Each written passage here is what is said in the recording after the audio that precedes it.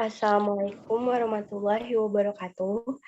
Yang terhormat kepada Bapak Abdul Rida selaku dosen pengampu mata kuliah promosi kesehatan, kami dari kelompok 5 yang akan membahas tentang tatanan promosi kesehatan di tempat kerja. Sebelumnya, saya ingin memperkenalkan anggota kelompok terlebih dahulu. Saya sendiri Audila Rima Putri, selaku pemateri 1 dan moderator. Yang kedua, Rani Aprilia, pemateri kedua. Yang ketiga, Dita Fadila, pemateri ketiga. Yang keempat, Cindy Avita Aprilian, pemateri keempat.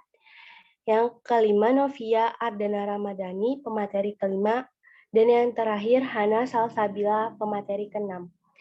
Nah, langsung saja ke diskusi promosi kesehatan yang diselenggarakan di tempat kerja.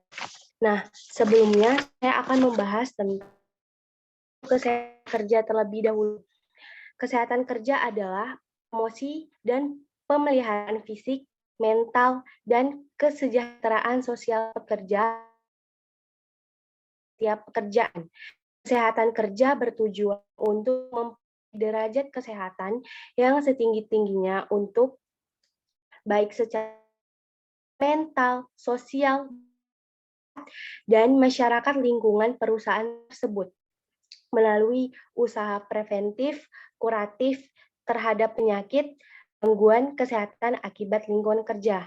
Nah, yang selanjutnya, pengertian dari promosi kesehatan di tempat kerja adalah upaya promosi kesehatan yang diselenggarakan di tempat kerja selain untuk memberdayakan masyarakat di tempat kerja untuk mengenali masalah dan tingkat kesehatannya, serta mampu mengatasi, memelihara, meningkatkan, dan melindungi kesehatan sendiri juga memelihara serta meningkatkan di tempat kerja yang sehat.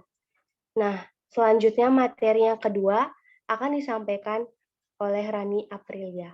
Kepada Rani dipersilahkan. Terima kasih moderator. Saya akan menjelaskan ruang lingkup kegiatan di tatanan tempat kerja.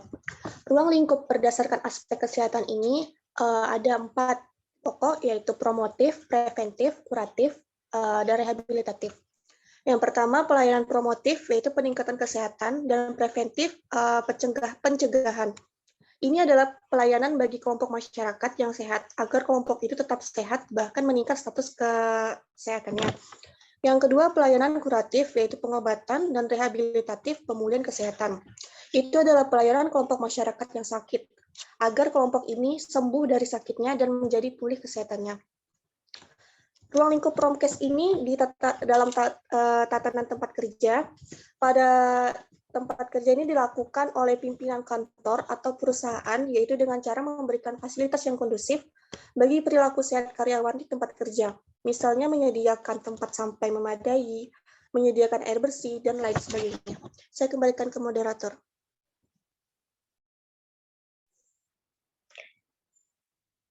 Oke, terima kasih kepada Rani. Yang selanjutnya, Dita Fadila. Kepada Dita dipersilahkan. Ya, terima kasih moderator. Baiklah, masuk ke poin selanjutnya, yaitu sasaran promosi kesehatan di tatanan tempat kerja. Seperti yang kita ketahui, sasaran promosi kesehatan yang ada 3, yaitu sasaran primer, sasaran sekunder, dan tersier. Nah, gimana sih promosi kesehatan di tatanan tempat kerja sasarannya? Yang pertama itu ada sasaran primer. Jadi sasaran primer itu kan adalah sasaran yang punya masalah dan diharapkan dia itu mau dan mampu dalam berperilaku hidup sehat.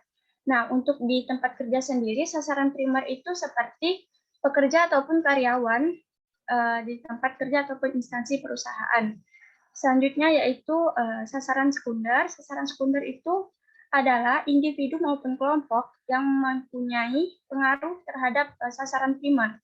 Nah, kalau untuk sasaran primer sendiri, sasaran sekunder maksudnya di tempat kerja itu seperti pengelola K3 ataupun organisasi dan serikat pekerja. Nah, yang terakhir adalah sasaran tersier. Untuk sasaran tersier ini adalah para pengambil keputusan penyandang dana, dan pembuat kebijakan. Dan untuk sasaran tersier di tempat kerja, itu seperti pengusaha yang membuat usaha itu, ataupun seorang manajer dan direktur di suatu perusahaan. Mungkin cukup itu dari saya kembalikan kepada moderator. Terima kasih. Baik, yang selanjutnya materi yang keempat akan dijelaskan oleh Cindy Avita. Kepada Cindy dipersilahkan. Oke, terima kasih moderator. Selanjutnya saya akan menjelaskan prinsip-prinsip promosi kesehatan di tempat kerja. Promosi kesehatan di tempat kerja itu dibagi menjadi 2, komprehensif dan partisipasi. Dan dibagi lagi menjadi 4, yaitu keterlibatan berbagai sektor terkait, kelompok organisasi masyarakat, dan berkesinambungan atau berkelanjutan. Prinsip promosi kesehatan di tempat kerja, yaitu promosi kesehatan di tempat kerja hendaknya dikembangkan dengan melibatkan kerja sama dengan berbagai sektor yang terkait dan melibatkan berbagai kelompok organisasi masyarakat yang ada sehingga lebih mantap serta berkesinambungan. Dalam ruang lingkup tempat kerja, promosi kesehatan juga mempunyai prinsip-prinsip, di antaranya yang pertama, komprehensif. Promosi kesehatan di tempat kerja merupakan kegiatan yang melibatkan beberapa disiplin ilmu, memaksimalkan tujuan yang ingin dicapai, yaitu berkembangnya tempat kerja yang sehat, aman, dan nyaman, sehingga dengan lingkungan kerja yang mendukung, diharapkan terjadi perubahan perilaku individu dan kelompok ke arah yang positif sehingga dapat menjaga lingkungan agar tetap sehat. Yang kedua, partisipasi. Para peserta atau sasaran promosi kesehatan hendaknya terlibat secara aktif mengidentifikasikan masalah kesehatan yang dibutuhkan untuk pemecahannya dan meningkatkan kondisi lingkungan kerja yang sehat. Partisipasi para pengambil keputusan di tempat kerja merupakan hal yang sangat mendukung bagi para pekerja untuk lebih percaya diri dalam meningkatkan kemampuan mereka dalam merubah gaya hidup dan mengembangkan kemampuan pencegahan dan peningkatan terhadap penyakit. Yang ketiga, keterlibatan berbagai sektor yang terkait. Kesehatan yang baik adalah hasil dari berbagai faktor yang mendukung. Berbagai upaya untuk meningkatkan kesehatan pekerja hendaknya harus melalui pendekatan yang integrasi yang mana menekannya pada berbagai faktor tersebut bila memungkinkan. Yang keempat, kelompok organisasi masyarakat. Program pencegahan dan peningkatan kesehatan hendaknya melibatkan semua anggota pekerja, termasuk kelompok organisasi wanita dan laki-laki yang ada. Termasuk juga tenaga pekerja, kelompok organisasi wanita dan laki-laki yang ada, tenaga honor dan tenaga kontrak. Kebutuhan melibatkan dengan berbagai organisasi masyarakat yang mempunyai pengalaman atau tenaga ahli dalam membantu mengembangkan promosi kesehatan di tempat kerja, hendaknya perhitungan dalam mengembangkan program sebelumnya. Kemudian yang terakhir, berkesinambungan atau berkelanjutan. Promosi kesehatan di tempat kerja yang berhubungan erat dengan kesehatan dan keselamatan kerja mempunyai arti penting pada lingkungan tempat kerja dan aktivitas manajemen sehari-hari. Program promosi kesehatan dan pencegahan hendaknya terus-menerus dilakukan dan tujuannya jangka panjang. Apabila pelaksanaan promosi di tempat kerja ingin lebih mantap, program hendaknya sesuai dengan responsif terhadap kebutuhan pekerja dan masalah yang berhubungan dengan kondisi lingkungan kerja. Sekian dari saya kembalikan lagi kepada moderator. Materi yang selanjutnya akan disampaikan oleh Novia Ardana. Kepada Novia dipersilahkan. Baik, di sini saya akan menjelaskan tentang strategi promosi kesehatan.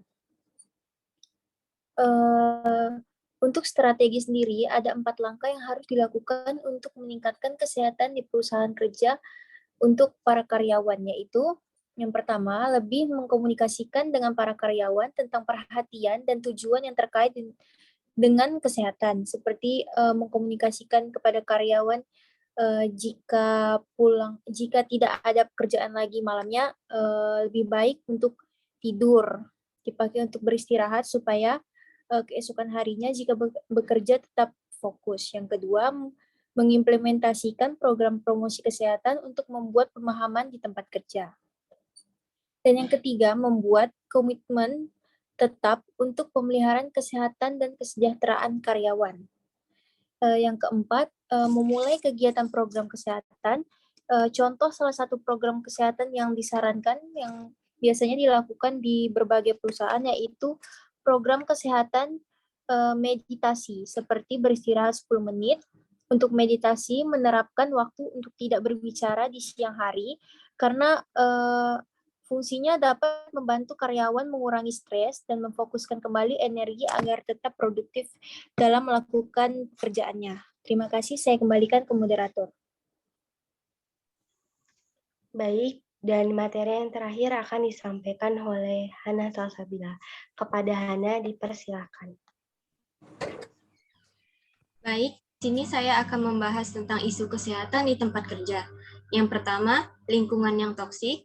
2, perilaku hidup bersih dan sehat atau PHBS yang buruk. 3, kurangnya informasi kesehatan pekerja dalam mengenali masalah kesehatan yang dapat berpotensi di dalam maupun di luar tempat kerja. Dan yang keempat, kurangnya pemahaman mengenai risiko apabila tidak menggunakan APD. Dan yang terakhir, masalah gizi terhadap pekerja. Selanjutnya saya kembalikan kepada moderator. Terima kasih. Sekian presentasi dari kelompok kami. Mohon maaf jika ada salah kata. Wassalamualaikum warahmatullahi wabarakatuh.